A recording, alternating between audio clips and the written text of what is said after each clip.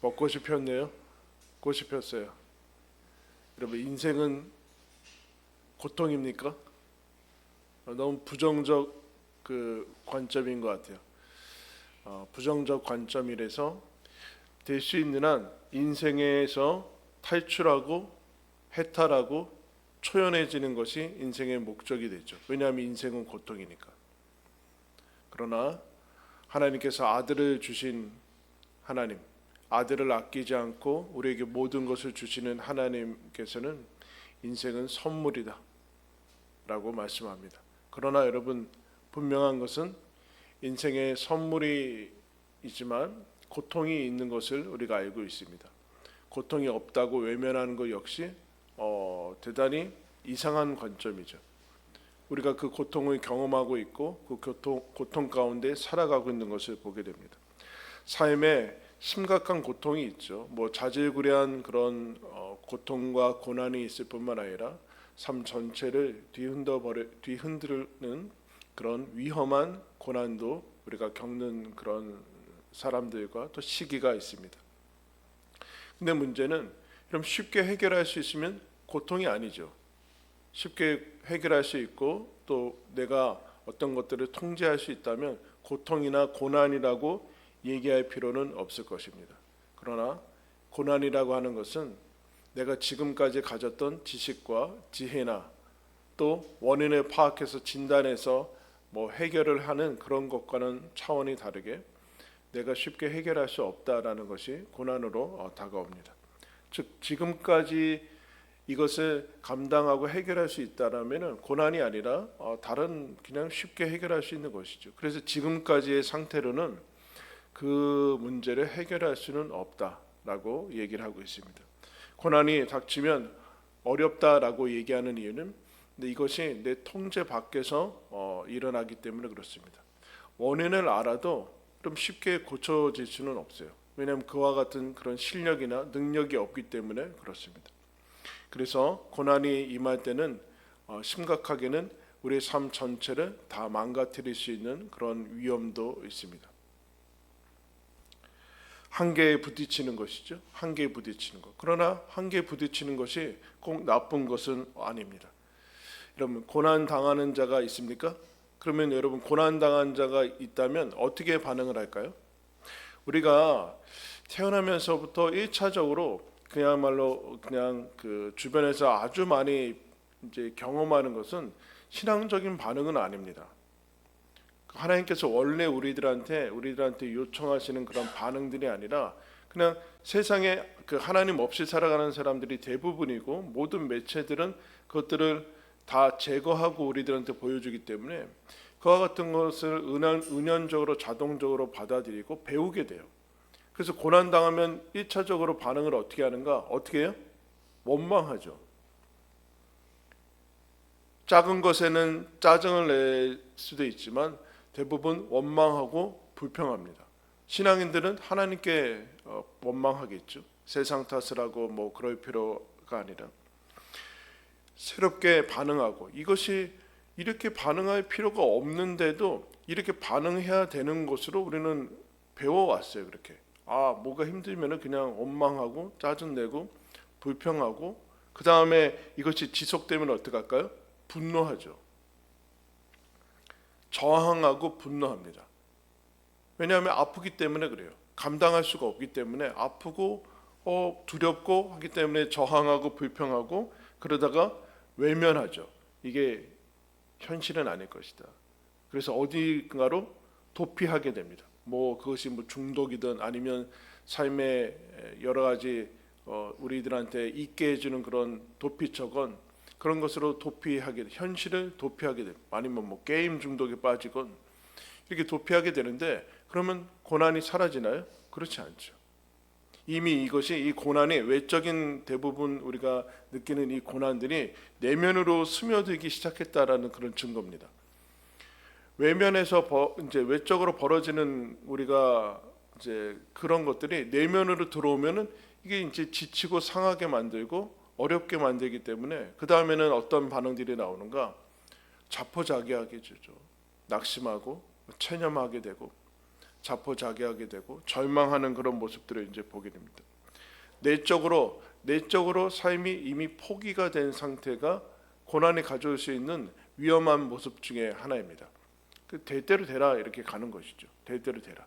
삶에서 이미 그 안에서 아무런 일도 일어나지 않아. 그 우리가 원하는 여기에서 내 삶 가운데 아무런 일도 일어나지 않고 아무것도 아프지 않고 그렇게 살기를 바라는 마음은 알겠지만, 여러분 그와 같은 삶은 사실은 죽은 삶이죠. 그런 것은 없어. 살아있기 때문에 모든 것들을 느끼고 감각하고 하는 것인데, 그와 같은 것들이 없어진다라고 얘기하면 우리가 어떻게 보면 동화 속에 살고 있는 것과는 마찬가지입니다. 이 짧은 시간에 고난에 대해서 다 얘기할 수는 없지만, 그런데 하나님께서 원래 이 고난을 그러면 왜 허락하시는가? 아들을 주기까지 우리를 사랑하시는 분이 왜 고난을 허락하시는가? 고난의 유익에 대해서 여러분 얘기하자면, 고난은 원래 우리가 어떤 존재인지를 알려주고 있습니다. 요한복음 15장에 예수님이 포도나무 비유에서 이런 얘기를 하세요. 너희가 나를 떠나서는 아무것도 할 수 없습니다. 우리 하나님 떠나도 할 거 다 하는데? 라는 생각을 가지지만, 여러분이 심장을 만들었어요. 위장을 만들었어요. 여러분들이 차를 만들었습니까? 여러분 여기 대중교통으로 타고 오신 분도 계시겠지만, 여러분들이 버스를 만들었어요. 자동차를 만들었어요. 호흡할 수 있는 산소를 만들었습니까? 물을 만들었습니까?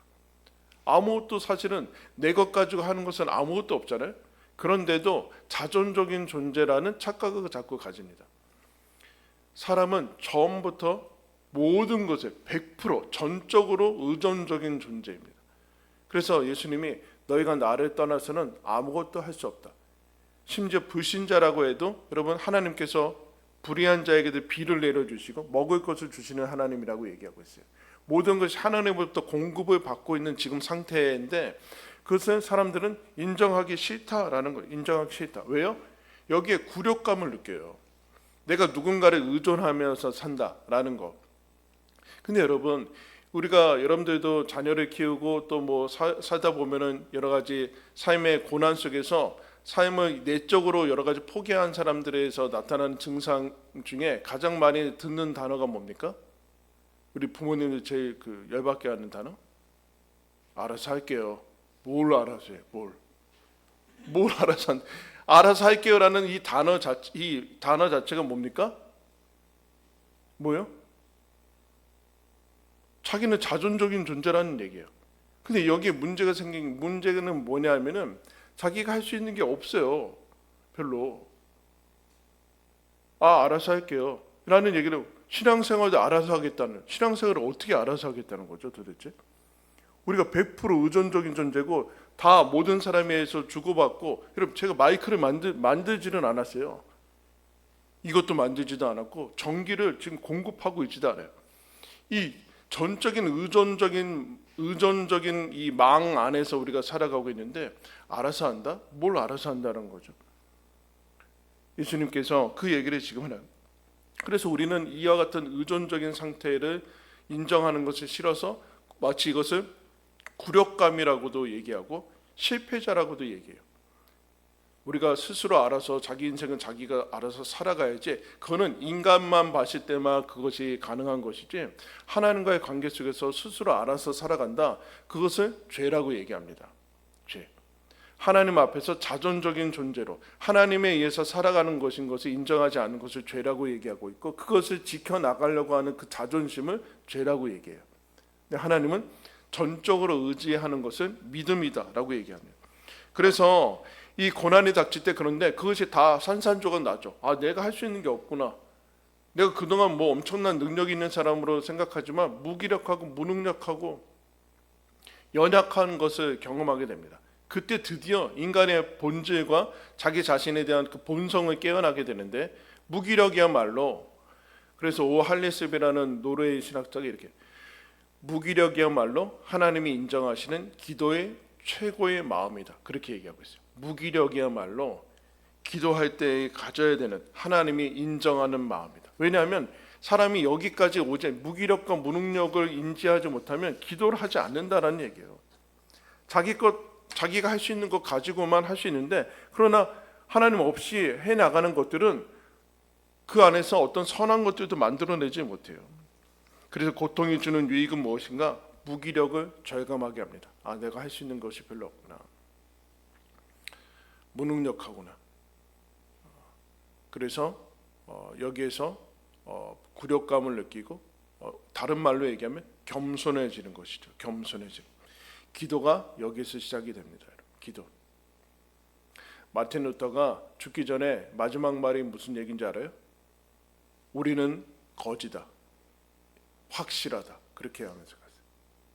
하나님 앞에서 모든 것을 받아야 되는 부정적인 의미가 아니라 그렇게 얘기를 했어요. 그래서 오늘 우리가 읽은 말씀에 좀 고난당하는 자가 있느냐? 너무 심플하고 선명하게 뭐라고 얘기합니까? 기도하라. 그렇게 얘기하고 있어요. 기도하라. 원망하고 불평하고 분노하고 체념하고 낙심하고 포기하고 외면하고 현실 도피하고 굴욕감을 느끼면서 계속 반항하고 그러지 말고 기도하라라는 전혀 의외의 답을 얘기를 해주고 있어요. 그래서 고난과 고난 이후에 고난이 벗어나는 해방과 자유 사이에는 뭐가 있는가? 기도가 있다라고 얘기해요. 그럼 기도는 무엇인가? 기도는 전적으로 의지하는 것인데 이런 얘기죠. 우리가 아프고 힘들면 빨리 여기서 벗어나고 싶어요. 빨리 여기서 벗어나고 싶어가지고 막 힘들어하고 하는데 거기서 잠깐 이 고난과 고통 속에서 뭘 해야 되는가? 한번 따라하겠습니다. 하나님을 만나야 된다. 하나님을 만나야 돼요. 그래야 해결이 돼요. 그렇지 않으면 이 고난은 그냥 지나가지 않고 지나가더라도 다시 똑같은 고난 속에서 또 반복 속에서 살아가게 됩니다. 그러면 고난은 당한 자가 있느냐? 기도하라라는 얘기는 무슨 얘기냐라면은 인정해라. 어떤 것을 인정하는가? 너가 힘들다는 것을 인정하고 너가 혼자 살아갈 수 없다는 것은 인정해라. 그리고 도와달라고 말해라. 힘들다면 힘들다고 말해라. 너가 스스로 할 수 없는 거 아는데 왜 도와달라고 하지 않느냐? 여러분 이거 얼마나 어렵습니까? 다 큰 사람이 어린아이가 아닌데 누구한테 도와주십시오. 이게 얼마나 비굴합니까? 근데 하나님한테는 그렇게 하지 말아라. 하나님한테 힘들면 힘들다고 얘기해라. 너의 약함을 드러내야 된다. 약함을 드러내는 약함 자체가 인간이 원래 연약하고 여러분 가장 핵심적인 부분에서 우리는 자기 자신의 인생을 통제하지 못한다 그래요. 뭐요? 내가 언제 죽을 줄 몰라요. 내가 사랑하는 자녀들은 내가 통제할 수가 없어요. 내 마음도 내가 통제할 수가 없어요. 내 몸도 통제를 못해요. 새벽에 일어나지 못해.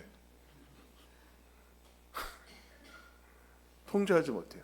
제일 중요한 것을 통제하지 못해요.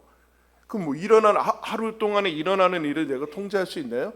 그렇게 여기고 있는 것뿐이지 그렇게 할 수가 없어요. 그런데도 우리는 여기에서 약함을 인정하지 않습니다. 그런데 자기 약함을 이 힘든 가운데 고난 속에서 비명 지르면서 하나님 저 힘들어요 도와주십시오 라고 외치는 것이 진정한 겸손이고 여러분 용기입니다. 그래서 기도란 자기 자신에 대해서 절망하고 그리고 이 고난 속에서 자기의 연약함과 내가 하나님 없이는 아무것도 할 수 없고 살아갈 수 없구나 라는 것을 절감한 사람이 나오는 하나님을 향한 외침이 여러분 기도입니다. 그러나 여기에서 멈추면 계속해서 낙심하죠. 왜냐하면 이 고난은 내가 해결할 수 없으니까 계속해서 자기 비하와 자기가 한심하게 느껴지거든요.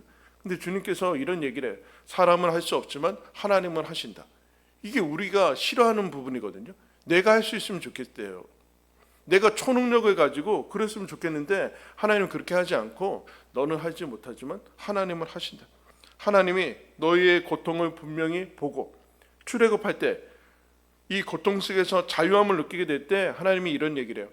내가 너희들의 고통을 분명히 보고 부르짖음을 듣고 근심을 알고 하나님이 너희들의 고통을 분명히 보고 부르짖음을 듣고 너희들의 근심을 알고 내가 내려가서 너희들을 인도해낼 것이다.